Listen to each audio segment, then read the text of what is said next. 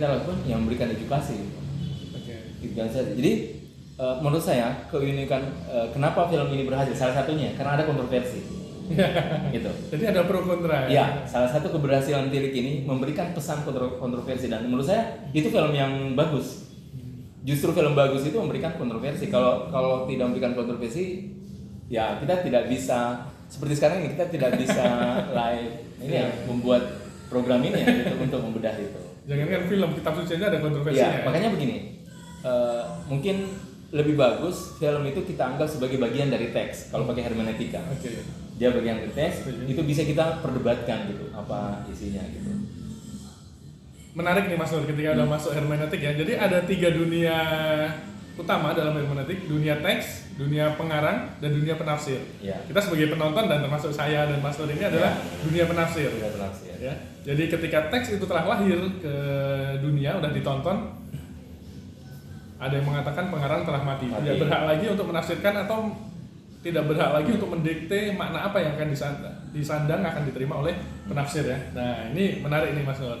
Ketika kita bicara tentang hermeneutika gitu ya, nah ini sang penafsir, ini kan bisa liar menafsirkan apa saja ya. Iya. Apalagi sebuah film yang memang itu fiksi. Iya. Gitu. Apa pesan utama yang Mas Nur tangkap atau pelajaran apa yang Mas Nur dapatkan dari Tilik ini Mas Nur? Banyak hal. Kalau saya banyak hal. Tapi yang utama tadi begini bahwa ini kan saya ikuti ya, termasuk komentar produser, kalau nggak salah sutradara atau produser, saya lupa. Behind the scene-nya juga ya? Iya, kayak gitu saya lihat, oh ternyata dia ingin memberikan pesan dan menurut saya itu pesan yang luar biasa bahwa sekarang ini apa yang kita masuk sebagai era informasi memang sudah masuk ke desa-desa. Dan itu sudah lama kita pikirkan, kan? Kita juga berpikir seperti itu dan itu kalau kita dari sekarang ini tidak memberikan edukasi yang positif, menurut saya yang pertama kali mendapat imbas justru di desa. Karena tingkat pendidikannya, tingkat kritisnya. Bukan cuma itu, karena mereka konsumen, bukan produsen. Ya, misalnya banyak hal itu produsen itu justru di kota-kota besar. Ketika sampai di desa, itu yang hasilnya dia sudah kehilangan konteks, gitu. Dia sudah kehilangan konteks dan dia tidak tahu apa yang sedang diproduksi. Sama seperti ini, mobil-mobil Jepang ya masuk Indonesia, gitu kan? Ketika masuk Indonesia, dia tidak tahu apa fungsi klakson. Dia cuma datang mobilnya gitu. Padahal di pabrik sana dia tahu klakson itu untuk apa.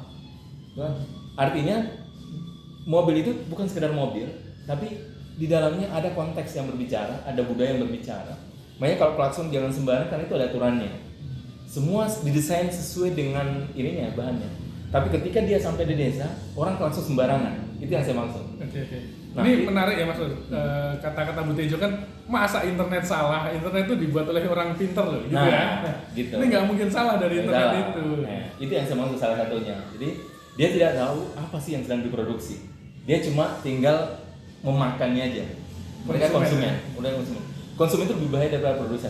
Betul. Gitu. Ini kalau saya boleh mengutip Pram ya, bangsa Indonesia ini kita terlalu lama menjadi konsumen dan kita sebaiknya menjadi produsen.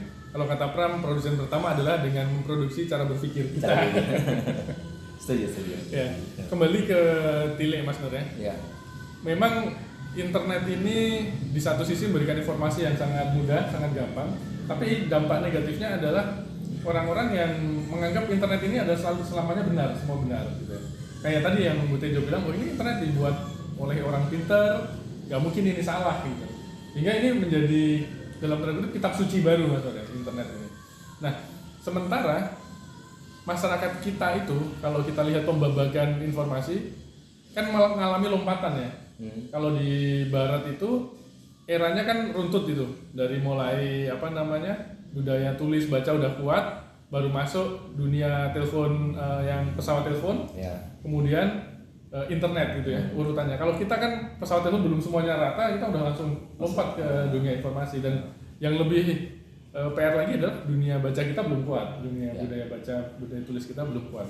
Nah, Mas Nur, dengan informasi yang begitu melimpah saat ini ya, para pemikir modern menyebut ini post realitas gitu ya. Jadi antara yang semu tadi Mas Nur bilang yang maya dan nyata itu susah dibedakan gitu. Termasuk di Bu Tejo ini. di Tile ini yang nyata sama yang maya udah, ini Dian ini yang di dunia maya sama di dunia nyata ini udah jadi nyatu ya, karena dia posting foto ini, pernah posting foto itu. Nah ini bagaimana Mas Nur melihat fenomena ini ketika dikaitkan dengan keberagaman kita ya, keberagamaan maksudnya, keberagaman kita yang banyak juga orang mengkonsumsi informasi dari internet gitu. Ya, jadi dia seperti lautan Mas ya. Kayak kita kan biasa berselancar, berselancar. Jadi kenapa ada istilah berselancar di googling gitu? Karena begitu seperti lautan. Jadi sampai kita tidak tahu mana lagi mana benar, mana salah, mana benar salah, sehingga muncullah post-truth. Karena post-truth itu kesalahan ketika saya isi kebenaran sedikit, orang jadi bingung. Begitupun kebenaran ketika saya salah sedikit, orang pun jadi bingung. Makanya sangat mudah sebenarnya kita buat post-truth. Karena kebenaran kita sisipkan, kesalahan itu karena menjadi orang akan menjadi ragu, ini benar-benar salah. Begitupun sebaliknya. Nah, jadi itu yang saya maksud. Lagi-lagi yang perlu kita waspadai adalah orang tidak lagi punya filter mana yang dia anggap sesuatu yang layak untuk dikonsumsi. Nah, menarik Mas Nur. Nah, Kalau kita lihat di Tilik itu, yang dominan dialog adalah Yuning dan Butejo. Di situ banyak sekali padahal ibu-ibu, tapi mayoritas adalah silent majority ya, floating mass gitu. Nah, floating mass ini juga budaya di masyarakat kita, bahwa kebanyakan adalah ikut-ikutan aja gitu Mas. Nah ini sangat realistis memang, sangat, maksudnya film ini sangat menggambarkan itu gitu. Kalau menurut saya itu dari dulu Mas. Maksudnya begini, dulu kalau kita ngaji, kita tahu siapa kiai yang benar di kampung ya. Sebelum ada media sosial ya. Dan memang otoritas itu memang kita tahu gitu. Nah sekarang pemegang otoritas itu yang punya alat-alat media itu Mas, kan? Sehingga kalau saya mau kemana, ya kita akhirnya bingung gitu mau kemana gitu. Jadi tidak ada jalan lain kecuali pertama adalah kita harus membekali diri. Menurut saya ini eranya sekarang untuk orang membekali sebanyak mungkin informasi mana yang mesti dia telan gitu. Kalau tidak, ya dia selamanya akan menjadi konsumen dan dia tidak akan berdaulat atas dirinya sendiri. Dan itu bahaya. Artinya kita harus punya filter Mas Nur ya? Ya, harus seorang punya filter. filsuf Yunani itu menarik ketika dapat informasi ya, dia bilang pertama saring dulu apakah itu benar atau enggak ya. Kalau udah disaring pasti dipikirkan juga kalau disampaikan ke orang lain ini ada manfaatnya apa enggak gitu. Ya, kita kalau lihat Yuning dan Butejo ini sama-sama nggak menahan diri untuk menyampaikan informasi ya. Yuning juga ada sisi dia belum valid informasinya gitu. Butejo pun demikian gitu. Jadi podo wae sebenarnya. Tapi kata Mas Nur tadi semuanya benar, boleh. Karena tidak ingin menghakimi gitu. Ya. Cuma memang itu mungkin salah satu pesan yang ingin disampaikan oleh ini yang para pembuat film ini Tilik, bahwa sebenarnya kebenaran yang seringkali kita anggap benar itu belum tentu benar-benar benar gitu. Iya. Makanya itu salah satu ya yang kita bisa termasuk tadi pertanyaan pertama tentang perempuan gitu kan. Nah, perempuan ini juga menarik sebenarnya tentang sosok-sosok yang hadir di dalam Tilik ini. Yang ada dua sih, Mbak Dian dan perempuan yang ada di truk itu yang semuanya berjilbab ya, seperti itu. Dan Mbak Dian ini digambarkan satu-satunya yang tidak berjilbab. Iya, makanya sehingga saya lihat kalau lihat komen orang gitu seolah-olah yang tidak baik itu ya tidak berjilbab ini dan seterusnya. Tapi itu justru tidak juga seperti itu kalau kita lihat Butejo ya. Karena dia menghakimi orang gitu meskipun benar, tapi dia tidak boleh membuat hak privasi orang kemudian dia klaim begitu saja. Karena setiap orang berhak untuk menjadi untuk dirinya gitu. Kita tidak boleh menghakimi orang dan kemudian kita membuat orang itu sesuai dengan keinginan kita.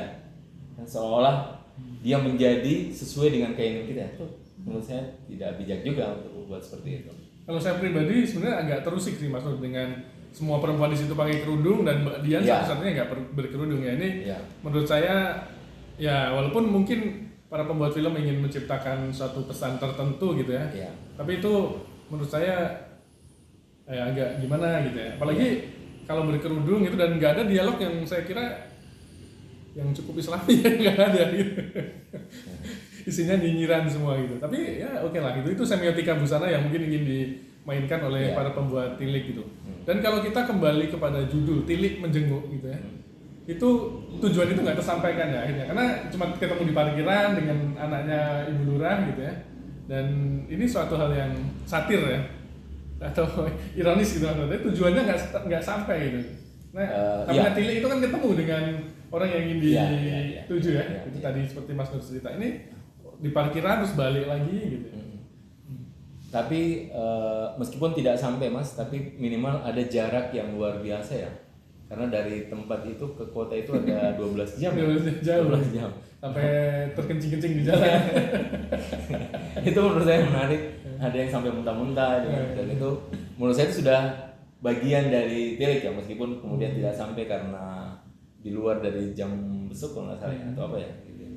Tapi menurut saya itu. Tapi begini, setelah film tilik ini saya yakin orang terpancing untuk membuat ini ya, film-film pendek yang mungkin genre lain, dan menurut saya seperti ternyata film pendek seperti Tilik ini mendapat penghargaan luar biasa gitu. Dan apresiasi masyarakat sangat itu penontonnya sampai 5 juta, makanya saya bilang dia berhasil gitu. Berhasil, betul. Berhasil. Karena ada kontroversi itu Mas ya. Iya. Salah satu peneliti media sosial Nicholas Carr, dia bilang bahwa dengan merebaknya internet ini, menurut dia tuliskan di bukunya itu The Shallow ya. Dia bilang bahwa orang justru berpikir semakin dangkal Mas. Dengan era informasi yang sedemikian meluas, orang justru semakin dangkal cara berpikirnya. Tulisan Nicholas Carr ini mendapat penghargaan Pulitzer ya, artinya dia juga mendapat apresiasi yang luar biasa gitu.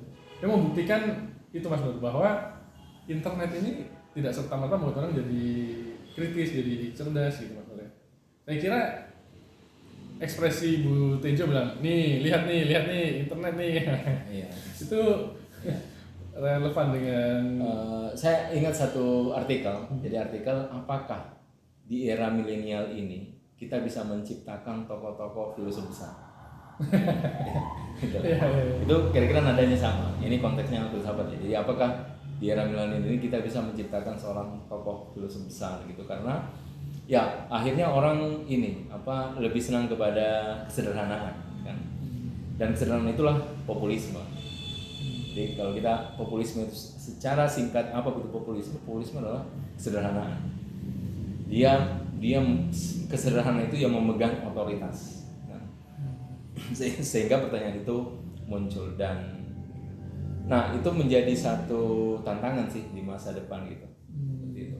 Kalau kritis, saya lihat kritis ya. Saya tidak, karena kritis itu timbul dari berbagai keresahan, kritis. Cuma apakah orang ingin mendalami? Itu jadi pertanyaan. Ya. Karena Bu Tejo juga kritis ya, dia tapi kritisnya ke Mbak Dian doang gitu. Dan Yuneng juga kritisnya ke Bu Tejo doang. Artinya dua pihak yang sama-sama punya kepentingan gitu. Iya. Punya kepentingan. Nah, Mas Nur, kembali ke soal perempuan tadi. Ini jadi menarik buat saya. Apakah memang itu dunia perempuan gitu, dalam arti yang suka dalam tanda kutip ngurusin urusan orang lain, atau sebenarnya cowok juga gitu Mas Nur? Saya pikir semua. Jadi yang cewek-cewek nggak usah terlalu ini ya, karena yang cowok gitu juga. Cuma begini, karena perempuan mungkin lebih banyak ngerumpi ya, kayak gitu, sehingga gitu, diasosiasikan itu perempuan. Tapi kalau kita cowok-cowok juga ngumpul kan sama aja, sama aja. Gitu. Cuma beda pembicaraan aja. Yang satu mungkin lebih kepada fashion karena perempuan ya. Yang satu mungkin lebih ke properti. Iya. Akhirnya sami mawon ya Mas ya. Sama aja sih. Oke, Mas Nur, terima kasih obrolannya, dan kita ucapkan selamat kepada para pembuat film Tilik ya, sutradara, produser, penulis skrip yang luar biasa. Saya kiranya dia itu dialognya bisa Bu Tejo menjadi karakter yang sangat kuat gitu ya. Kita ucapkan selamat Mas Nur ya pada teman-teman, terus berkarya, kita tunggu karya-karya selanjutnya. Dan terakhir saya ingin mengutip Lacang, Jekes Lacang ya, salah satu psikoanalis, dia bilang bahwa seringkali seseorang menemukan dirinya itu melalui orang lain. Nah, itu juga yang kita lihat dari Tilik ini, ketika kita, oh iya ini gue banget nih, sama nih. Terima kasih Mas Nur, terima Terima kasih kasih, Mas teman-teman. Ray.